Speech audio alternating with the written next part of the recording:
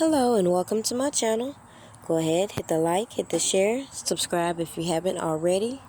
Isn't it funny how these people will play with these ages depending on what the agenda they have is?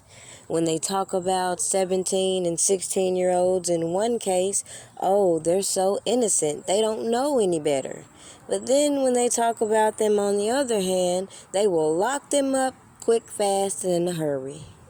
Watch these clips and I'll be back for the rest of my commentary. Sure, we already know how that shit go, man. We don't be out here lacking. We just get it cracking. Tuckerville, we get it cracking. Bitch. Y'all asses not in the field. Stop fucking flexing when they do all this fucking Facebook shit, man. Goofy. TP for real. You already know we on our tutu gang shit on the G, boy. I got us fucked up. G, we that side, the side we on. That's what I'm real with us from. G, free the guys though.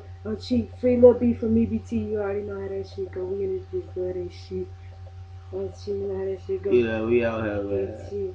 That go be shit. Pop the shit out of you, little Kenny. On the G, boy, you got me fucked up.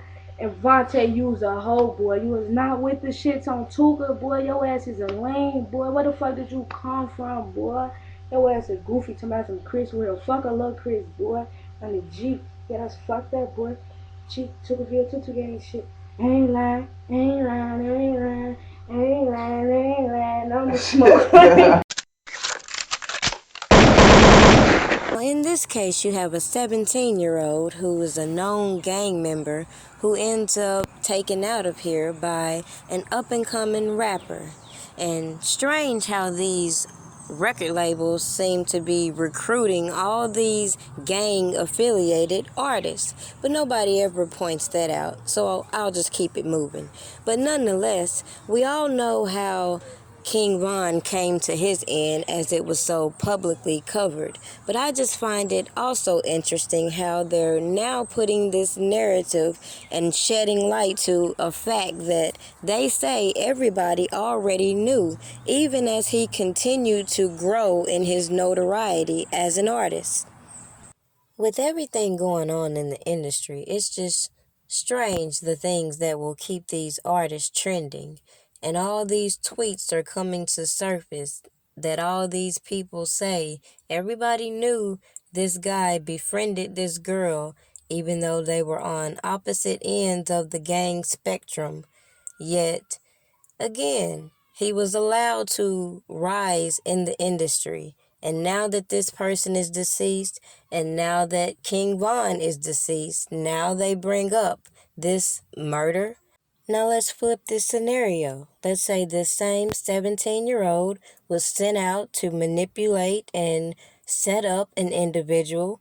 Don't you think the law would put that same 17-year-old in confinement as an adult, just like everybody else? So it's hard for me to take serious some of the narratives that we see pushed by mainstream. So my advice before anybody comes to any conclusions about this is to do a little research as to the facts about what actually happened.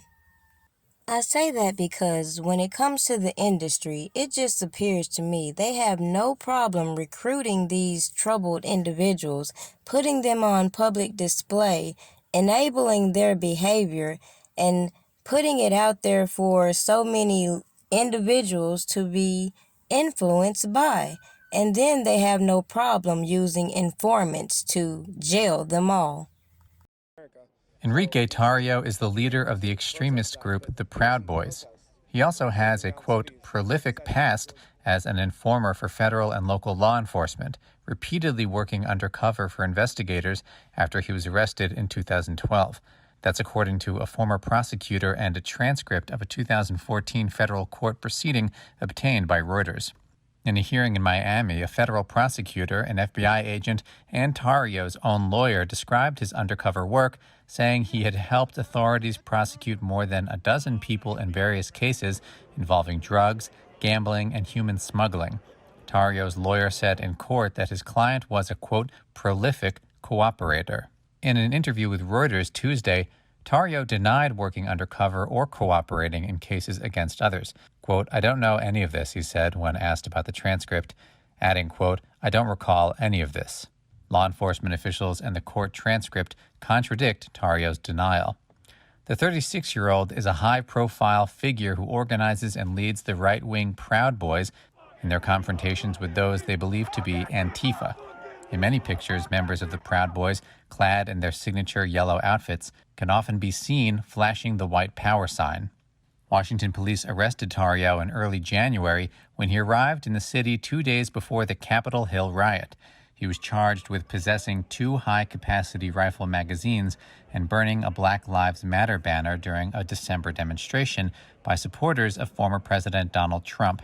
The D.C. Superior Court ordered him to leave the city pending a court date in June. Though Tarrio did not take part in the Capitol insurrection, at least 5 Proud Boys members have been charged in the riot. The former federal prosecutor in Tarrio's case, Vanessa Singh Johannes, said she was surprised that the defendant she prosecuted for fraud is now a key player in the violent movement that sought to halt the certification of President Joe Biden. Quote, "I knew that he was a fraudster," she said, but, quote, "had no reason to know that he was also a domestic terrorist." The moral to this video is when you hear all these people bragging about the conviction rate of the FBI, don't bypass how they get these convictions and how they are willing to use janky-ass informants to fulfill certain actions in order to get other people to plea out on these accusations they wage against them. That does not make them guilty.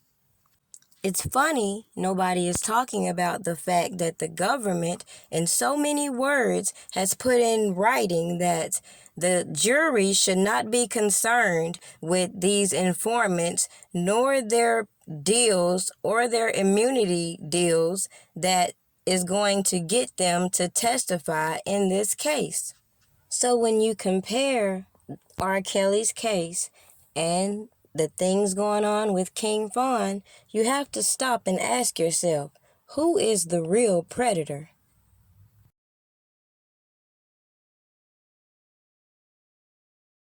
Just a quick reminder, make sure you go and check out my site, www.pdpastries, for all your pastry needs. I do ship, and you can send your payments through Cash App.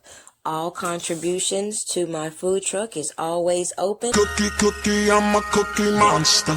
Break your back, crack it open like a lobster.